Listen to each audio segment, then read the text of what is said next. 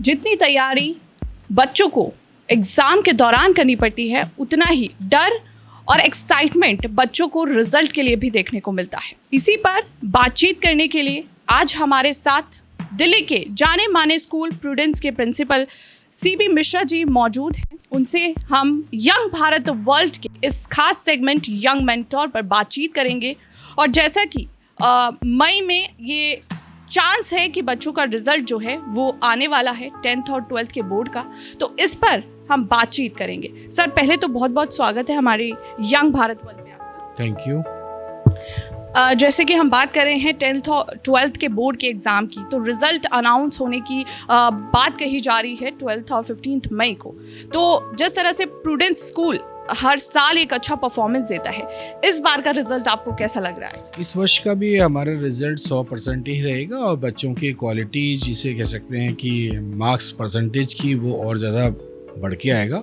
उसका एक रीज़न ये रहा है कि पिछले कोविड के टाइम पे जो ऑफलाइन की बजाय ऑनलाइन क्लासेस हुई है, उसमें बच्चों का इंटरेक्शन या मेंटल ग्रोथ जो कह सकते हैं हम, वो इतना लेवल पे नहीं हुआ था। और अब स्कूल खुलने के बाद पूरी तरह से ये वो बच्चे हैं जिन्होंने फर्स्ट टाइम बोर्ड एग्जामिनेशन भी दिया। 10th क्लास के तो खास तौर से वो बच्चे थे। 12th क्लास के बच्चे वो थे जिन्होंने 10th क्लास अपना कोविड के टाइम पे दिया था। तो वो बच्चे 12th का जिन्होंने 10th कोविड में पास किया और इस समय अब वो बोर्ड में परीक्षा में पहली बार बैठे, तो उनको काफ़ी खुशी थी। उनका पेपर बहुत अच्छा हुआ है और उसके हिसाब से जो मैं मानता हूँ मेहनत भी उनकी ज़्यादा लगी और उनका रिजल्ट भी अच्छा आएगा और उनको एक अच्छा एक्सपीरियंस भी मिला। जी, हम 10th और 12th की बात करते हैं तो हर जगह पर इसको एक बेस माना जाता है। कहीं भी किसी भी सेक्टर में हम जाते हैं जॉब के लिए या फिर ग्रेजुएशन के लिए, तो ऐसा क्यों है कि 10th और 12th जो है वही क्लास इंपॉर्टेंट होती है? देखिए, जो नेशनल एजुकेशन पॉलिसी भी इसी बात को मार्गदर्शन कर रही है और जो NCF 2005 था उस पर भी यही हम बात करते थे एम्प्लॉयबिलिटी स्किल्स के लिए। बच्चा अपना सब्जेक्ट चूज़ करता है, एक तरह की सीड प्लांट करता है वहाँ पे कि उस सब्जेक्ट को वो अपने भविष्य में, चाहे वो किसी भी फील्ड पे जा रहा हो, चाहे वो आपकी मीडिया के फील्ड पे जाता है, चाहे वो इंजीनियर बनना चाहता है, चाहे वो डॉक्टर बनना चाहता है या वो बिजनेसमैन बनना चाहता है, जो भी विषय वो पढ़ रहा होता है कहीं ना कहीं डायरेक्टली इनडायरेक्टली वो विषय उसको एम्प्लॉयबिलिटी के लिए सपोर्ट करते हैं। तो 12वीं क्लास करने के बाद जब वो किसी भी कॉलेज में एडमिशन लेगा तो वो ऐसे कोर्स में एडमिशन लेगा जहाँ से उसको भविष्य अपना दिखे। आज से जो कॉलेज में एडमिशन ले वो ये समझ के रखे कि वो उसके लिए बीज डाल रहा है जो आगने वाले 5 साल के बाद वो इस्तेमाल करेगा, वो उसका पौधा बन पाएगा। तो अगर उसको बिजनेस करना है तो वो बिजनेस स्कूल में जाएगा, अगर उसको डॉक्टर बनना है तो वो अपने डॉक्टर के वाले स्कूल्स में MBBS के लिए जाएगा, अगर उसको इंजीनियर बनना है तो वो इंजीनियरिंग कॉलेज में जाएगा, उसको मीडिया में आना है तो वो मीडिया के कॉलेज में जाएगा। तो उसका जो सीड है वो आप 12वीं क्लास के बाद, क्योंकि यहाँ से बच्चा अपने करियर के ऊपर पाँव रखता है। 10वीं क्लास के अंदर वो सारे विषयों को इसीलिए पढ़ रहा होता है कि उसको जिसे कहते हैं सामाजिक ज्ञान, जिसे है समाज को पूरा तरह से समझने के लिए, तो उसको साइंस भी आनी चाहिए, उसको मैथ्स भी आनी चाहिए, उसको लैंग्वेज भी आनी चाहिए, उसको पेंटिंग, आर्ट, जिसमें भी वो ज़्यादा माहिर है वो उसको सब्जेक्ट में आना चाहिए। CBSE ने काफ़ी स्किल सब्जेक्ट भी इसमें स्टार्ट किए, तो वो स्किल सब्जेक्ट को भी साथ लेके चल सकता है। और 12वीं के पास होने के बाद वो सब्जेक्ट को वही लेके चलता है जिसमें वो आगे अपना स्कोप देखता है, करियर देखता है। हम बात करें 10th क्लास की, तो 10th क्लास में बच्चों के लिए ये ऐसा पड़ाव होता है जहाँ पर आगे जाके उन्हें 11th 12th में एक स्ट्रीम डिसाइड करनी होती है कि वो किस स्ट्रीम में जाएंगे, चाहे वो आर्ट साइड हो, चाहे कॉमर्स साइड हो या साइंस साइड हो। तो ऐसे में चयन करने के लिए उन्हें आप क्या सुझाव देना चाहेंगे? अगर हम 10वीं क्लास के सब्जेक्ट की बात करें तो इसमें आज की तारीख में पहले चल करता था कि साइंस स्ट्रीम है, कॉमर्स स्ट्रीम है, ह्यूमैनिटीज स्ट्रीम है। लेकिन अगर हम आज कलयुग भारत की बात करें, भारत निर्माण की बात करें, तो यहाँ पर बच्चा अब स्ट्रीम एलोकेशन के ऊपर नहीं करता। साइंस स्ट्रीम के साथ वो कॉमर्स के विषयों को भी साथ में लेके चलता है। फिजिक्स केमिस्ट्री के साथ वो हो सकता है पेंटिंग ले रहा हो, फिजिक्स केमिस्ट्री के साथ हो सकता है वो बिजनेस एंटरप्रेन्योरशिप का सब्जेक्ट लेता है, रिटेल का सब्जेक्ट लेता है। तो ये बच्चे के ऊपर निर्भर है कि वो आने वाले टाइम पे क्या करना चाहता है, उसके अनुसार वो 11वीं क्लास के विषयों को चयन करता है। उसकी काबिलियत कितनी है, उसकी क्षमता कितनी है, उसी हिसाब से वो उन विषयों को ज़्यादा पढ़ता है। एग्जाम्पल के तौर पे 9th क्लास में मैथमेटिक्स का कोई भी स्टैंडर्ड और बेसिक का स्ट्रक्चर नहीं है, लेकिन CBSE 10वीं क्लास में जब बच्चा आता है तो उस बच्चे को चॉइस होता है कि वो स्टैंडर्ड मैथमेटिक्स में जाएगा या बेसिक मैथमेटिक्स में जाएगा। इसी तरह से वो 11वीं और 12वीं में जब पढ़ना चाहता है तो वो मैथमेटिक्स कैसे सब्जेक्ट किस लिए, अगर वो इंजीनियरिंग करना चाहता है तो नॉर्मल मैथमेटिक्स पढ़ेगा, मैथमेटिक्स सब्जेक्ट जो है। अगर वो मैथमेटिक्स कॉमर्स के अंदर नहीं जाना चाहता है या ह्यूमैनिटीज़ में जाना चाहता है तो वहाँ पे वो अप्लाइड मैथमेटिक्स का विषय लेगा। तो वहाँ पे ये दोनों सब्जेक्ट के बीच में चॉइस हो जाता है।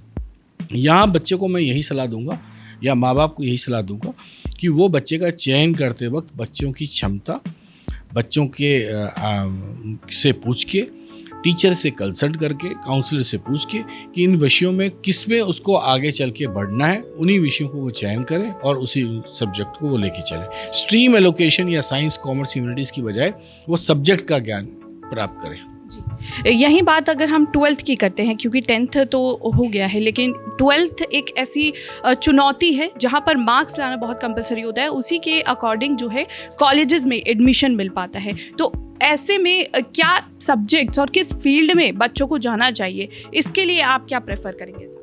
इसके लिए देखिए, आज की तारीख में तो 12वीं के मार्क्स के बेसिस पे तो बच्चे को कॉलेज में एडमिशन नहीं मिलता। अब CUET का कॉन्सेप्ट आ चुका है, नेशनल टेस्ट एजेंसी CUET का एग्ज़ाम लेती है, बच्चे की चॉइस होती है, वो अपने कोर्स के हिसाब से जिस कोर्स में जाना चाहता है उन विषयों को चयन करता है, उसके हिसाब से वो परीक्षा को देता है।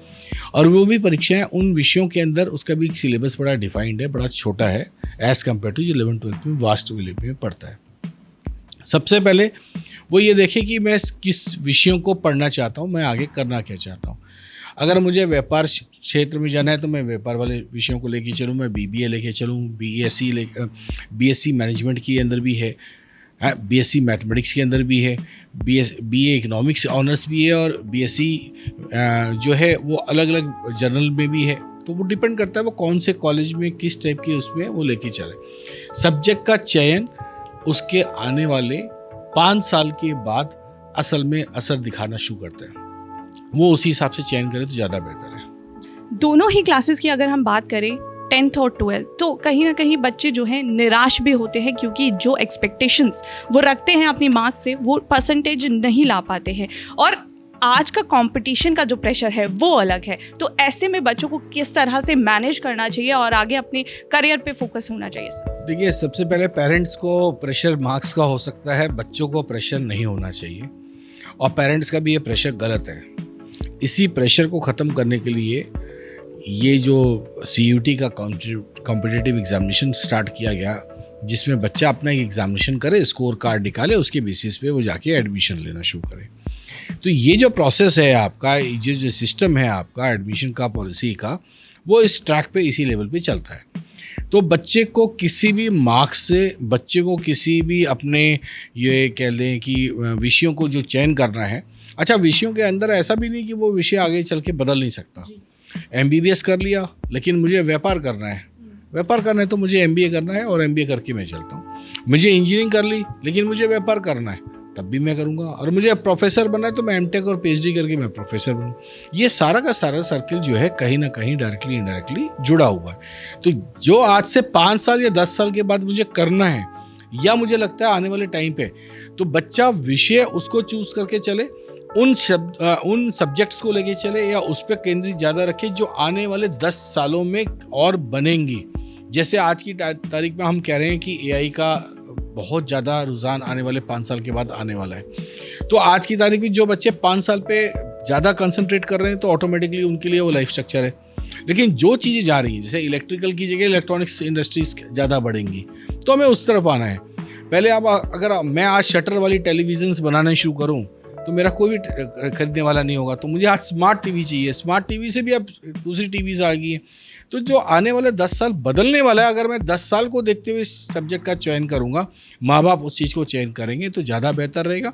हम आने वाले 10 साल में होने वाली क्या चीज़ें, मोबाइल हमारे हाथ में किस तरीके से आने वाला है, क्या 10 साल के बाद शेप होगा, उसको हम लेके चलें तो मेरे ख्याल से ज़्यादा बेहतर होगा। एडिशनल सब्जेक्ट की बात करें तो वो कहीं ना कहीं अब CBSE बोर्ड में अहम रोल प्ले कर रहा है परसेंटेज को बढ़ाने के लिए। तो मैं जानना चाहूँगी कि वो किस तरह से वर्क करते हैं और किस तरह से परसेंटेज को बढ़ाते हैं और क्या एक्टिविटीज़ उसमें बच्चों के लिए यूज़फुल भी रहती। देखिए, मैं सबसे पहले ये पेरेंट्स का होता है कि बेटा 4 विषयों पे ध्यान दे और इसी पे आपको केंद्रित करना है और आप 5वें सब्जेक्ट को लाइट लेके चलो जिस पे आपको ध्यान नहीं रखना है, जिसमें ज़्यादा मार्क्स आ जाए। तो मैंने अभी आपको कहा कि परसेंटेज ऑफ मार्क्स का तो वैल्यू है ही नहीं, ख़त्म हो गया। अब हमें मार्क्स का ध्यान रखना पड़ेगा किस पे, CUT के ऊपर। तो मुझे तो वो विषय लेके चलने हैं जिस पे मुझे आगे लेके पढ़ना है और जिसके हमने करियर बनाना है। बच्चे पहले फिजिकल एजुकेशन ऐसे सब्जेक्ट ले लिया करते थे, 6ठा सब्जेक्ट या 5वें सब्जेक्ट के रूप में। 6ठा सब्जेक्ट वो बच्चा लेने की बात करते थे कि जिसको डर होता था कि मैं 5 विषय में फेल हूँ, किसी एक विषय को वो स्टेपनी की तरह इस्तेमाल करने की बात करते थे। ऐसी बातें सोचना और समझना आज की तारीख में गलत है, नंबर 1। नंबर 2, अगर मैं एडिशनल सब्जेक्ट में ले रहा हूँ तो मुझे हो सकता है कि वो सब्जेक्ट में इसलिए ले रहा हूँ कि मैं 2 ऑप्शन के साथ लेके चलना चाहता हूँ। जैसे कॉमर्स स्ट्रीम से पढ़ रहा हूँ और मुझे एक पायलट बनना है, तो मुझे उसमें एक मैथ्स तो सब्जेक्ट पढ़ रहा हूँ और मुझे फिजिक्स पढ़ने पड़ रहे हैं, तो मैं कॉमर्स विद मैथ्स भी ले लूँगा, एक एडिशनल सब्जेक्ट फिजिक्स ले लूँगा और मैं पायलट का ऑप्शन भी ओपन रख सकता हूँ और मैं मैनेजमेंट के अंदर या बिजनेस के अंदर भी जाने का ऑप्शन ओपन कर सकता हूँ। एक तो ये तरीका हो गया। अगर मैं साइंस स्ट्रीम में लेना चाहता हूँ और साइंस से मैं बिजनेस में जाना चाहता हूँ तो मैं फिजिक्स केमिस्ट्री मैथ्स भी ले सकता हूँ और फिजिक्स केमिस्ट्री मैथ्स के साथ एक additional subject retail management, business entrepreneurship, ये सब्जेक्ट ले सकता हूँ। बच्चे को आगे 2 ऑप्शन जब चूज करने हो या वो अभी अपने आप में एक कंडीशन पे है, 2 राय पे है कि मैं दोनों में से कोई एक चूज कर सकता हूँ या दोनों के अंदर वो फर्स्ट और सेकंड ऑप्शन को लेना चाहता है, उन कंडीशंस के अंदर ही वो एडिशनल सब्जेक्ट ले, अन्यथा ना ले तो ज़्यादा बेहतर है। इसी संदर्भ में एक और क्वेश्चन मैं पूछना चाहूँगी, क्या आपको लगता है कि CBSE बोर्ड में जो एग्ज़ाम्स हैं उनके सब्जेक्ट में कुछ चेंजेस होने चाहिए? जी नहीं, उसमें तो CBSE ने तो हर बच्चे को ऑप्शन दिया हुआ है, स्कूल ने भी ऑप्शंस दिए हैं।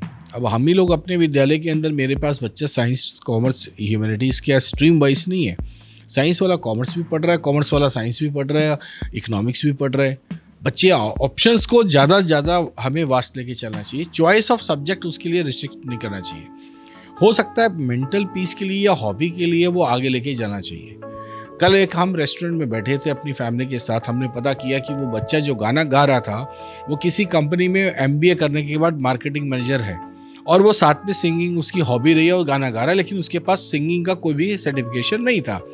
अगर वो बच्चा 12वीं क्लास में सिंगिंग ऐसे सब्जेक्ट लेके चल रहा होता और वो जो गाना गा रहा था उसके लिए कहीं ना कहीं सर्टिफिकेशन होता तो शायद वो उसको भी अपना करियर ऑप्शन बना सकता था।